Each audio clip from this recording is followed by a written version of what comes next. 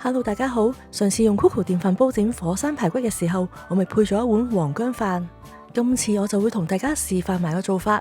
我一陣間會選用高壓白米嘅模式，水量方面就參考翻喺電飯煲上面有關高壓白米嘅刻度尺。份量方面，我就會用1杯嘅白米，再加半茶匙嘅黃薑粉。我近來先知黃薑粉原來有好多嘅效用，除咗可以抗炎、抗氧化，仲可以改善免疫嘅功能，降低心血管嘅疾病。有啲研究仲話佢可以抗癌添。總之黃薑粉係好嘢啦。慢慢加水，加到去高壓白米1杯米嘅刻度線，然之後攪勻，令到啲黃薑粉好平均咁樣散喺個白米裏邊。冚翻埋個煲蓋，然之後將圓形按鈕扭到去高壓模式。高壓模式，請選擇高壓菜單。再按下邊嘅功能鍵選擇高壓白米，然後就可以撳開始煮飯。白米 Coco 煮飯開始。煮飯或烹調時，請勿打開煲蓋。成個煮飯嘅過程大約係25分鐘。燜飯開始。整個過程係全自動，喺適當嘅時候就會有語音導航。開始排出蒸氣。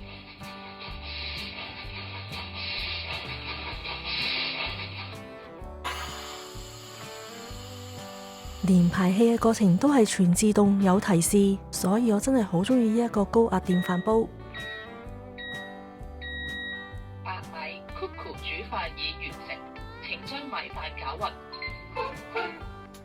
大約25分鐘就煮好個黃薑飯，攪勻啲黃薑飯，再冚翻埋個蓋焗多陣，一碗充滿營養、口感又彈牙嘅黃薑飯就完成。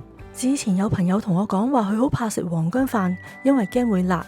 其實整個就知黃薑飯係冇味同埋唔辣嘅，除咗顏色係俾黃薑粉染成黃色之外，口感方面你眯埋眼食完全係同白飯冇分別。因為我今次會用埋 Coco 嘅高壓電飯煲，會增加埋軟糯同埋彈牙嘅口感。我屋企人就已經一食上癮，叫我以後煮飯都用高壓白米模式，話想食彈牙嘅米飯喎。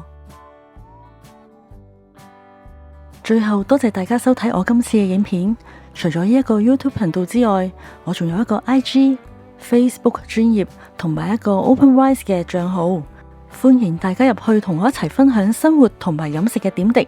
咁今日就講到呢一度先，我哋下次再傾啦，拜拜。